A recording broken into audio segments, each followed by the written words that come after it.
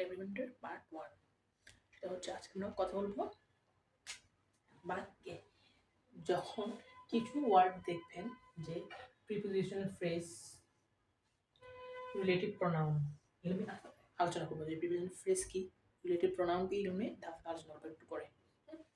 কোন বাক্য যদি এই ওয়ার্ডগুলো দেখেন, প্রিপোজিশনাল ফ্রেজ, রিলেটিভ প্রোনাউন নাকি হু এগুলো, together with, along with, accompanied by, accompanied with, including to, as well as. কোন বাক্যে যদি আপনারা এই ওয়ার্ডগুলো দেখতে পান তাহলে ওই বাক্যের আমরা সাবজেক্ট এবং মেন থাকবে প্রথম থাকে। ঠিক আছে, আমরা একটু উদাহরণ দিয়ে ক্লিয়ার করি।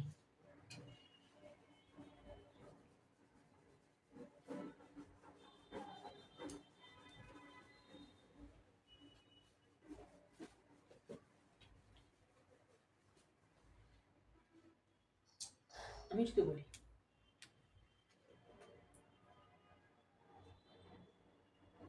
Abrar along with his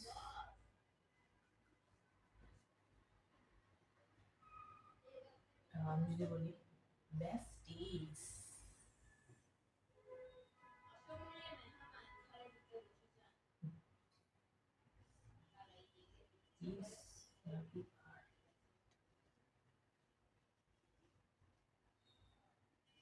going to the DC park। তাহলে কথাটা হচ্ছে আবরার অ্যালং উইথ, আমি কি বলছিলাম, কোন একটা সেন্টেন্স যদি আমরা অ্যালং উইথ, এখন by, accompanied with a word থাকি তখন আমাদের মেন সাবজেক্ট কোনটা হবে, প্রথমটা, ঠিক না? এবার তুমি হচ্ছে প্রথমটা। এখানে সাবজেক্ট কয়টা, দুইটা, একটা হচ্ছে আবরার আর একটা হচ্ছে কি হিজ ব্রাদার।